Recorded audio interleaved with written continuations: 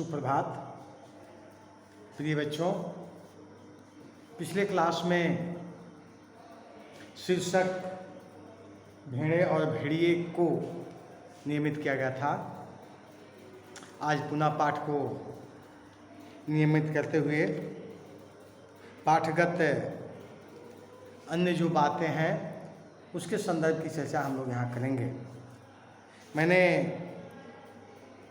लगभग पिछले क्लास में पाठ का सारांश आपको बताया था और आज पुनः जो अंतिम अनुच्छेद है उसके संदर्भ की भी चर्चा हम यहाँ करेंगे। क्योंकि बूढ़ा सियार संत भेड़िया के साथ भेड़ों के सामने उपस्थित होता है और उसमें से नीले पीले और हरे रंग के जो सियार हैं उनकी स्वाभाविकता को छिपाकर अस्वाभाविक रूप से प्रस्तुत करता है। लेकिन चूंकि वह बात बनाने में काफ़ी तेज है, परिणाम स्वरूप हर एक बात को वह एक अलग रूप स्वरूप प्रदान कर देता है। जब पीले सियार को हुआ के अलावे कुछ नहीं आता तब वह उसे चुप कराता है अपने आँखों के संकेत के द्वारा और बड़ी चतुराई से बात को संभालते हुए उसने कहा कि आप इसे समझ नहीं पाएंगे, क्योंकि यह जो कवि है यह वास्तव में स्वर्ग का है और कवि की बात सबको समझ में आ जाए यह भी उपयुक्त नहीं है। यह निश्चित रूप से एक प्रकार का धोखा है। कवि की बात आखिर समझ में नहीं आएगी तो कवि और कविता का मूल्य क्या रह जाएगा। लेकिन उसने ऐसा कह करके बातों को फेर लेता है। लेकिन इसके पश्चात वह यह बताने का प्रयास करता है स्वर्ग में इनका स्थान परमात्मा तुल्य है और ठीक उसी प्रकार से पृथ्वी पर भेड़िए का अपना मूल्य है, स्थान है। हे भेड़िया जी महान, आप सर्वत्र हैं, सर्वशक्तिमान हैं। सुबह का जो समय है आपके मस्तक पर तिलक लगाने का काम करता है। सांझ को उषा जो है आपके मुख का चुंबन करती है। इसके बाद पवन देव आपके सर्वत्र पवन से आपको आनंदित करते हैं और आकाश में चमकने वाले लाखों करोड़ों जो नक्षत्र ग्रह हैं वे भी तारे बन करके चमकते हैं। वे सब आपकी ही कृपा का सम्मान है। स्वाभाविक रूप से इतने विराट, इतने वृहद स्वरूप को ऐसे क्षुद्र जीवों का प्रणाम होना चाहिए, इसे आप स्वीकार कीजिए। फिर नीले रंग के सियार ने कहा, निर्बलों की रक्षा बलवान ही कर सकते हैं। भेड़े कोमल हैं, निर्बल हैं, अपनी रक्षा नहीं कर सकती। भेड़िए बलवान हैं, इसलिए उनके हाथ में अपने हितों को छोड़ निश्चिंत हो जाओ। वे भी तुम्हारे भाई हैं, आप एक ही जाति के हो। तुम भेड़ व भेड़िया, कितना कम अंतर है। और बेचारा भेड़िया व्यर्थ ही बदनाम कर दिया गया है कि वह भेड़ों को खाता है। अरे खाते और हैं, हड्डियाँ इनके द्वार पर फेंके जाते हैं, ये व्यर्थ बदनाम होते हैं। तुम लोग तो पंचायत में बोल भी नहीं पाओगे। भेड़िए बलवान होते हैं, यदि तुम पर कोई अन्याय होगा तो डट कर लड़ेंगे। इसलिए अपने हित की रक्षा के लिए भेड़ियों को चुनकर पंचायत में भेजो। बोलो संत भेड़िया की जय। निश्चित रूप से उसने एक भेड़ों के समक्ष उसके आदर्श को प्रस्तुत करने के उपरांत उसने उसकी जो बलवती जो स्वरूप है उसकी भी विवेचना की।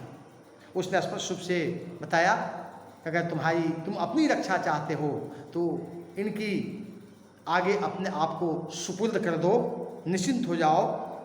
और तुम दोनों में विशेष कोई अंतर नहीं है, दोनों एक जाति की हो। या भेड़ और तुम भेड़ और ये भेड़िया।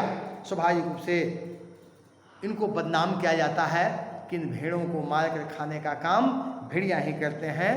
वास्तव में दूसरे जीव जंतु हिंसक जो पशु हैं वे मार कर करके खाते हैं और बदनाम करने के उद्देश्य से हड्डी और मांस और रक्त को निश्चित रूप से इनके दरवाजे तक पहुंचा दिया जाता है, जिससे ये काफ़ी बदनाम होते हैं। लेकिन वस्तुतः इनकी प्रकृति ऐसी बिल्कुल नहीं है। और सबसे बड़ी बात है कि ये मजबूत हैं, ये निश्चित रूप से बलवान हैं, बलिष्ठ हैं। ये दूसरों से लड़ने के लिए तत्पर हमेशा रहते हैं। तुम उस अन्याय के विरुद्ध में लड़ भी नहीं पाओगे, ये तो डट करके लड़ेंगे और तुम्हारी रक्षा निश्चित रूप से करेंगे। इसलिए सबसे पहला काम यह है कि इनको चुन कर करके पंचायत में भेजो, ताकि इनकी और साथ ही साथ आपकी रक्षा हो सके। बोलो संत भेड़िया की जय, अर्थात उसकी महिमा, उसका गुणगान, उसका अन्य प्रकार की स्तुति कर कर करके उन्हें संत बना कर कर करके ऐसे प्रस्तुत किया गया मानो वास्तव में वे संत हैं। उनकी मर्यादा, उनकी दया, उनकी करुणा सर्वोपरि है, सर्वश्रेष्ठ है। इसके पश्चात हरे रंग के धर्मगुरु ने उपदेश दिया, जो यहाँ त्याग करेगा वह उस लोक में पाएगा, जो यहाँ दुख भोगेगा वह वहाँ सुख पाएगा, जो यहाँ राजा बनाएगा वह वहाँ राजा बनेगा, जो यहाँ वोट देगा वह वहाँ वोट पाएगा। इसलिए सब मिलकर भेड़िए को वोट दो, वे दानी हैं, परोपकारी हैं, संत हैं, मैं उनको प्रणाम करता हूँ। हमारे प्रजातांत्रिक व्यवस्था में सबको अपना बात रखने का अधिकार है, धर्मगुरु भी उसमें पीछे नहीं है।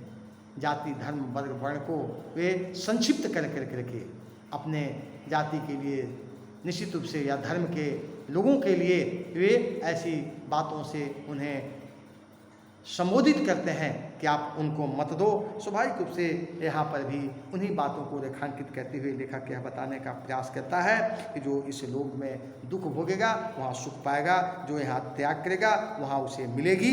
निश्चित रूप से जो यहाँ राजा बनाएगा वहाँ राजा बनेगा। उसे शायद इस बात की जानकारी नहीं है कि वहाँ भगवान इंद्र भी सर्वोपरि हैं।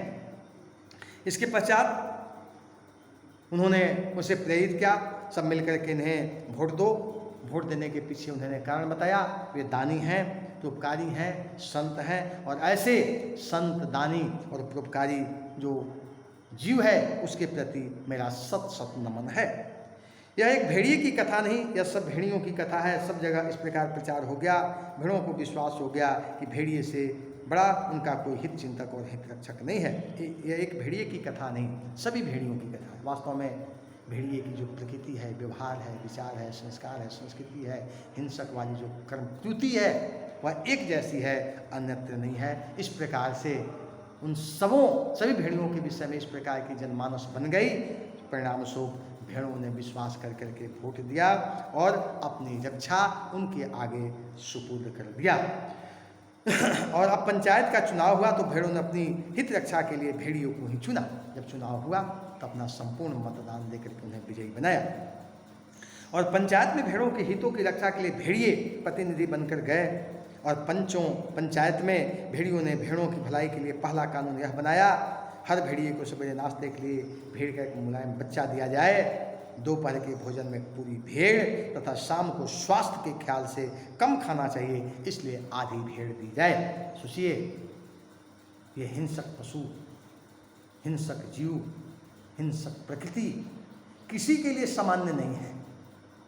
जैसे उनकी जीत सुनिश्चित हो गई, उन्होंने एक कानून बनाया और पहला कानून यही बनाया कि चूँकि नाश्ते में कम थोड़ा खाना चाहिए, एक मुलायम बच्चा भेड़ का उसे मिलना चाहिए नाश्ते के लिए, दोपहर में भरपेट भोजन होना चाहिए, इसलिए पूरी भेड़ उसे मिलनी चाहिए, और स्वास्थ्य के ख्याल से शाम को कम खाना चाहिए, इसलिए स्वाभाविक रूप से आधी भेड़ से ही काम चल जाएगी। और इस प्रकार से ये प्रजातांत्रिक व्यवस्था में उनके द्वारा निर्मित कानून, जिनके द्वारा उनको निर्वाचित किया गया, बोझ बन गया।